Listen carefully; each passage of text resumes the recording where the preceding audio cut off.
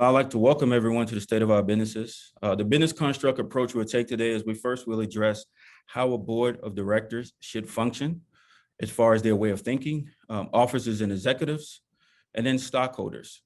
It's important that we know that each one has their own way of functioning and each one has their own way of decision making.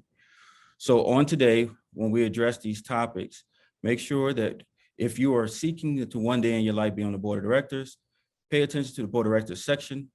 If you are in lower management or an executive in the company or officer, senior management, middle management, or lower management, pay attention to that section as we go through the officers and executives. And if you are an individual who is seeking to add to their overall portfolio, we'll be talking about the stockholders and what perspective they should be viewing their internal investing strategies. Slide 2 is critical concepts. Critical concepts, board of directors and their motivations. Mathematics plus dollars equals finance.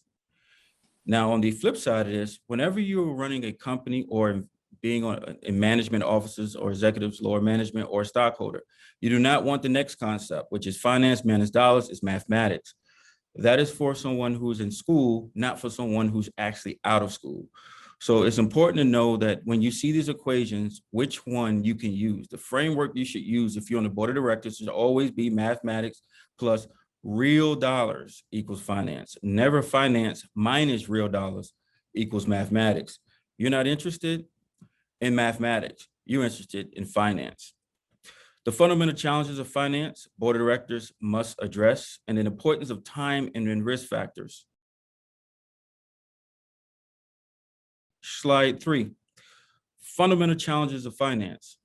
All business activities reduce 2 functions, and these are your primary functions: valuation of assets, real/financial, tangible/intangible, and management of assets, acquiring/selling. That's it. The board of directors must always have that 2 concepts in their mind. Business decisions involve valuation and management. You cannot manage what you cannot measure.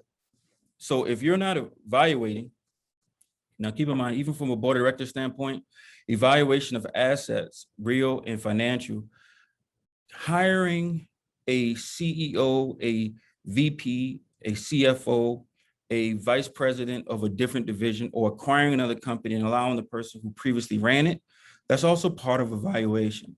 That's considered the real. People are real, part of the financial structure. They're not tangible and intangible, but they're real people. And that's part of your asset column. People are assets to management. So if a board of directors is saying, hey, I don't want to do the day-to-day, they're looking for a human capital to be an asset to look for real and financial. Now, management of assets is acquiring and selling. Now, evaluating is the starting point for management. Management of everything, valuation of assets and then management of assets. Once the value is established, management is